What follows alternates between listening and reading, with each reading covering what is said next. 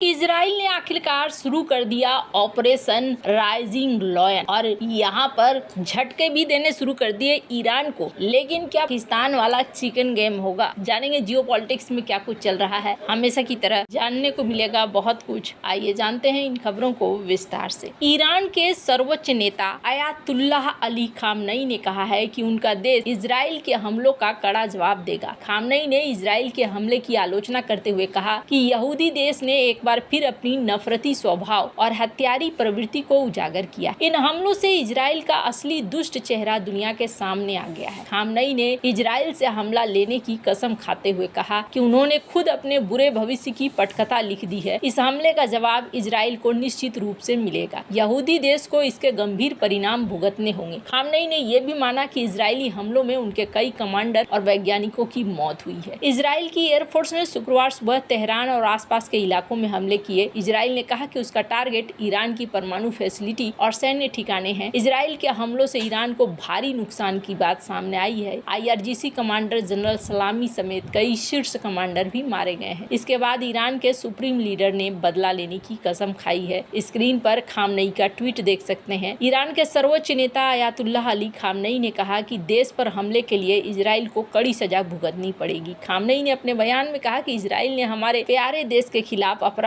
करने के लिए अपना दुष्ट और खून से सने हुए हाथ खोले हैं। उसने रिहायशी इलाकों पर हमला करके अपनी दुर्भावनापूर्ण प्रकृति को पहले से ही ज्यादा उजागर किया है। अली खामनई के एक्स हैंडल से किए गए पोस्ट में भी इजराइल से बदला लेने की बात कही गई। इस पोस्ट में खामनई ने कहा कि अब ज़ायोनी शासन को कड़ी सजा की तैयारी कर लेनी चाहिए। इस्लामी गणराज्य ईरान के सशस्त्र सेना किसी भी कीमत पर इजराइल को सजा दिए बिना जाने नहीं दे सकते हैं। इजराइल के PM बेंजामिन नेतन्याहू ने अपने बयान में कहा कि उनके देश की एयरफोर्स ने ईरान को परमाणु हथियार बनाने से रोकने के उद्देश्य से ऑपरेशन राइजिंग लॉयन शुरू किया और इस विशेष ऑपरेशन के तहत इजरायली सेना ने नतांज स्थित ईरान के मुख्य संवर्धन केंद्र सहित अन्य ठिकानों पर हमला किया है। नेतन्याहू ने आगे कहा कि यह ऑपरेशन इजराइल के अस्तित्व के लिए ईरानी खतरे को खत्म करने के लिए एक टारगेटेड सैन्य अभियान है। इस खतरे के समाप्त होने तक यह अभियान जारी रहेगा। इजराइल ने पूरे देश में विशेष आपातकाल की घोषणा की है। इजराइल को ईरान की ओर से जवाबी हमले का अंदेशा भी ऐसा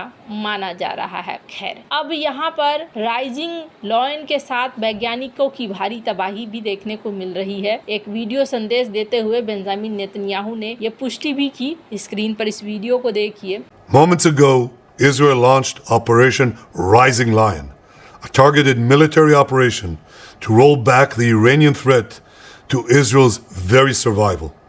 This operation will continue for as many days as it takes to remove this threat. For decades, the tyrants of Tehran have brazenly, openly called for Israel's destruction.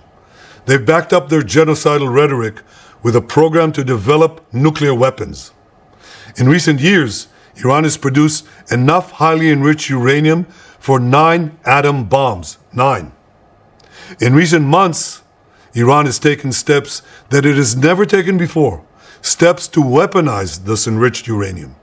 And if not stopped, Iran could produce a nuclear weapon in a very short time. It could be a year, it could be within a few months, less than a year. This is a clear and present danger to Israel's very survival.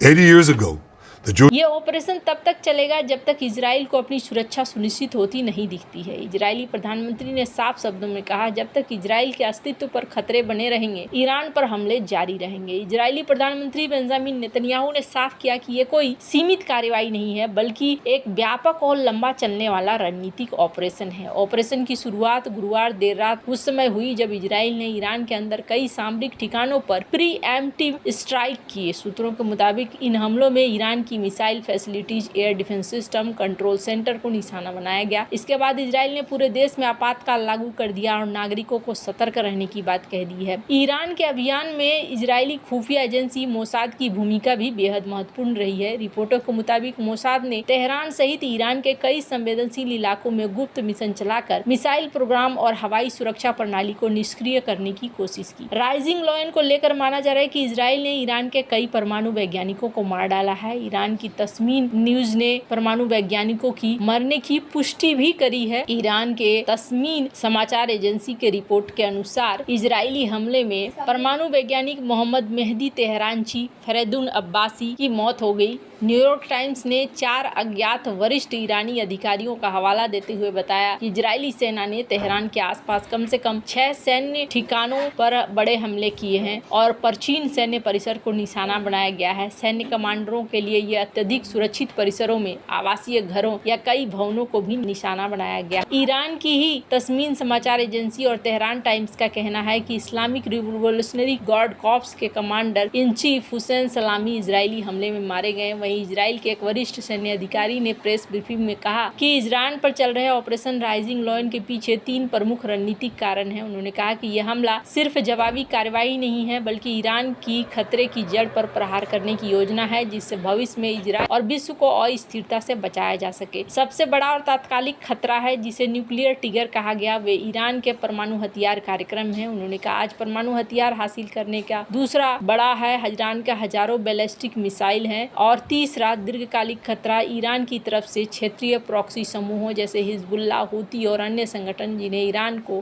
हथियार और तकनीक मुहैया कराता है। तो यहाँ पर देखने को मिल रहा है परमाणु वैज्ञानिक अब्बासी 2010 में तेहरान की एक सड़क पर हत्या कोशिश में बच गए थे। दूसरे व्यक्ति मोहम्मद मेहदी तेहरानची हैं जो तेहरान में इस्लामिक आजाद विश्वविद्यालय के अध्यक्ष हैं। ईरान की सरकारी मीडिया ने शुक्रवार को इजरायली हमलों के बाद आसपास के ठिकानों की वीडियोज भी जारी करी और दिखलाया भी कि किस तरीके से यहाँ पर नुकसान पहुँचा है। ईरान की मिसाइलों की बारिश को क्या इजराइल रोक सकेगा? इजराइल की एयरफोर्स ने शुक्रवार सुबह ईरान की राजधानी तेहरान में हमले किए। इजराइल की एयरफोर्स ने ईरान के परमाणु कार्यक्रम को निशाना बनाकर हमला करने का दावा किया है। ईरान की जवाबी संभावित प्रतिक्रिया को देखते हुए आईडीएफ ने पूरे इजराइल में वार्निंग सायरन बजा दिया है। इजराइल ने ईरान के खतरे को भांपा है। डोनाल्ड ट्रंप के पश्चिम एशिया के दूत स्टीव विटकॉफ ने कुछ सीनेट रिपब्लिकन नेताओं को चेतावनी देते हुए कहा है कि अगर इजराइल ईरान के परमाणु ठिकानों पर बम गिराता है तो ईरान जवाबी कार्रवाई कर सकता है। ये कार्रवाई बड़े स्तर पर हो सकती है जो इजराइल को मुश्किल में डाल सकती है। स्टीव विटकॉफ ने संभावित खतरे के बारे में आगाह करते हुए एक हफ्ते पहले ही कहा था कि ईरान का जवाबी हमला इजराइल की सुरक्षा को भेद सकता है और भारी नुकसान पहुंचा सकता है। इसमें बड़ी संख्या में मौतें होने का भी डर है। ईरान पहले ही ये कह चुका है कि अगर उसके परमाणु ठिकानों पर हमला होता है तो वह जवाब देगा और क्षेत्र में अमेरिकी ठिकानों पर हमला करेगा। ऐसे में अब यह खतरा बढ़ जाता है। रिपोर्ट के मुताबिक विटकॉफ ने रिपब्लिकन सीनेटर के एक ग्रुप के साथ ईरान के मुद्दे पर बातचीत भी की थी। ईरान रोज बना रहा है 50 मिसाइलों को, ऐसा कहा जा रहा है। अब यहाँ पर सुबह सुबह जिस तरीके से धमाकों से दहला है, ऐसे में माना जा रहा है कि ये युद्ध